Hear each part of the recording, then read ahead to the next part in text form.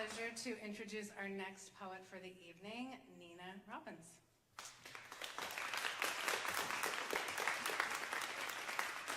Nina Robins is a poet and grocery store employee. She's been published in various journals and has 6 chapbooks of poetry. She spent 17 years living in various institutions and has finally broken free. Her life goal is normalizing and destigmatizing mental illness. She was a finalist for Poet Laureate of Westchester County and lives with her husband and cats. Welcome, Nina.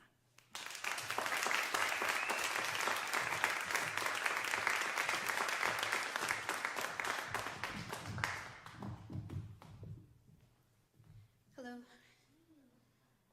My first poem is, I had a friend, James, who wrote a poem, Loving a Survivor, and this is it's after it, it's called Loving Someone Abusive. Loving someone abusive is like loving the weather, unconditionally.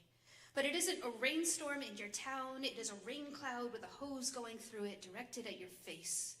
It isn't an East Coast blizzard, it is a cannon shooting snowballs at your heart. It goes on until you are about to snap. And then the sun comes out, or a rainbow. And suddenly it is so hard to remember how nasty it was just moments earlier. Loving someone abusive is like loving the weather, unconditionally. Even though you can't trust your prediction, sunny and warm in the morning does not guarantee sunny and warm in the afternoon, and yet you remain so hopeful. Every year towards the end of winter, every sunny day convinces you that spring is here, no matter how many times you've been disappointed. Loving someone abusive is like loving water parks, sunbathing, sunrises, sunsets, the leaves changing color in autumn. When someone abusive loves you on a sunny day, nothing is more beautiful. Nothing feels better than thinking the sun is there just for your pleasure, and your sun knows where to send their warmth so you forget it ever was cold. They have bombarded you with so much weather. They know where each raindrop and snowball hit you, so they know how to dry you off better than anyone. Loving someone abusive is like hoping the leaves will never fall off the trees. Loving you is like hoping the summer will last forever, even though deep down I know the weather is always changing, never staying in the same state, regardless of how much I beg it to stay.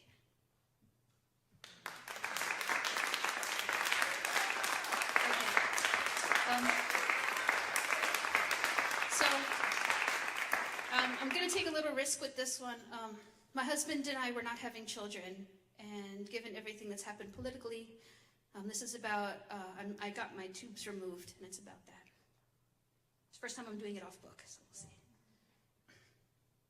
What is your name? Nina Belen Robins. Were your rights read to you? Check. Do you know you can change your mind? Check. Do you know it won't be held against you? Check. What day were you born? 6/9/84. What day is today? 6/9/16. If your signature doesn't match your name, they will refuse you. Say we forced you. They're picky like that. A woman's body is only her own if her name is spelled right. It's permanent and you've been counseled. Check. I can't believe you're doing this on your birthday. Check. You're over 18. Check. You'll never be pregnant. Check. The notary is coming, signing that we didn't tie you to a chair, that you weren't held here against your will. I've been kept from this office against my will. A woman's body is public property unless a notary signs off on it. What a birthday present. No kids. Sorry for the wait. It's been 32 years. Keep your phone around. They'll call you. Counsel. Try to change my mind. 30 days to change my mind. Push hard on the pen so the carbon paper works. So it shows through. Your decision etched on yellow paper. A woman's body is only her own if the carbon paper works properly. Don't tell anyone. No one will support you.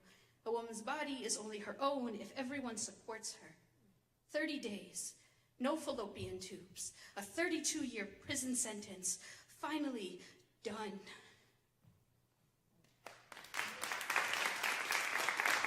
Okay, last one. I enjoy writing open letters to companies, and most of them are inappropriate. This is my only appropriate one. because there are children in the audience.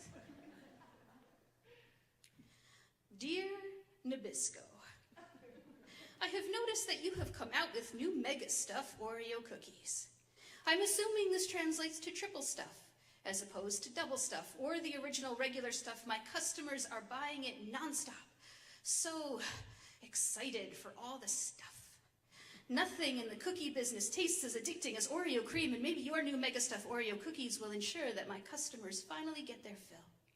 Mega Stuff Oreo cookies are a limited edition.